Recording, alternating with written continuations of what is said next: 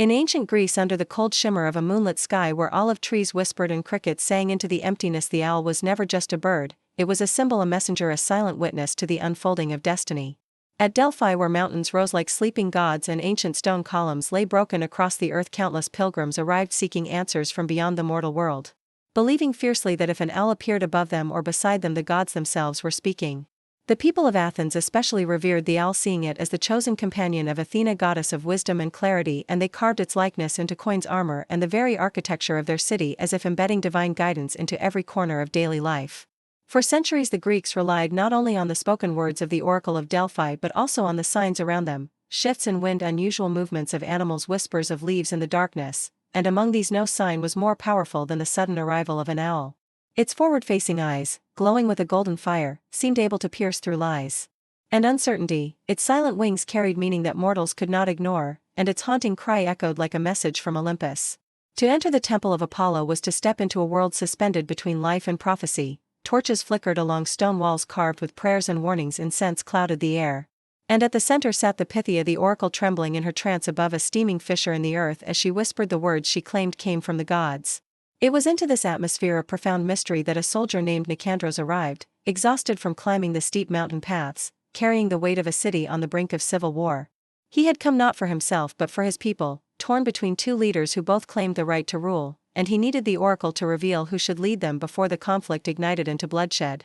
As he waited among other anxious pilgrims beneath the temple's courtyard, unable to sleep, his mind circled the same question: who must lead our people? When suddenly, through the stillness of the night, he heard a soft flutter. An owl descended gracefully from the darkness and landed upon a cypress branch to the right of where he sat, an unmistakably favorable omen according to Greek tradition. The bird did not flee or cry out in alarm, it simply watched him with ancient, unblinking eyes, as if acknowledging his presence, and then let out a single, deliberate hoot that echoed through the courtyard. To Nicandros, this moment was not chance, it was a message from Athena herself, a confirmation that his journey would not be in vain. The next morning, he entered the torchlit halls of Apollo's temple, where priests in white linen led him down dark stone corridors lined with hymns and carvings of past prophecies. Inside the inner chamber, the Pythia sat draped in shadow, her breathing shallow, her mind drifting somewhere between mortal and divine. When she finally spoke, her voice did not sound entirely human, it was deeper, hollow, as though the mountain itself spoke through her. She delivered a cryptic prophecy: a kingdom divided will fall. Seek the one who walks with the owl. The rightful leader is the man the owl chooses. Nicandros felt the weight of every syllable press into him. Had the owl chosen him? Or was he meant to find another whom the owl favored? When he returned to his city with the message, confusion erupted, rival leaders claimed the prophecy for themselves, supporters argued endlessly, and the threat of war grew heavier each day.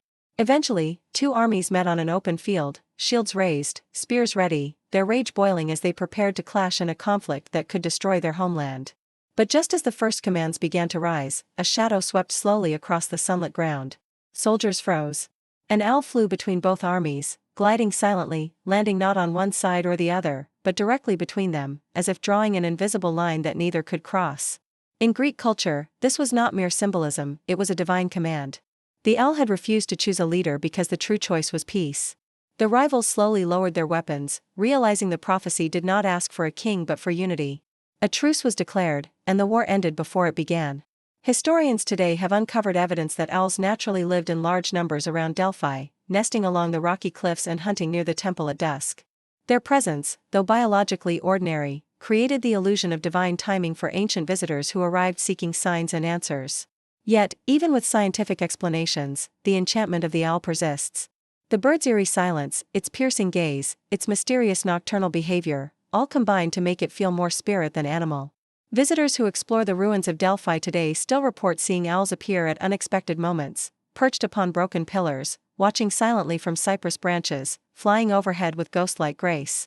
It is as if the ancient rituals have not fully faded, as though the owls still guard the pathways of prophecy and wisdom carved into the mountain. In the end, the Greeks were right about one thing: wisdom rarely shouts, it whispers. And the owl, patient and observant, became the perfect symbol for a world that believed meaning could be found in the shadows, in the stillness, in the quiet presence of a creature that sees what others overlook. Whether divine messenger or natural inhabitant of sacred places, the owl shaped the choices of kings, guided frightened travelers, and helped entire cities avoid disaster.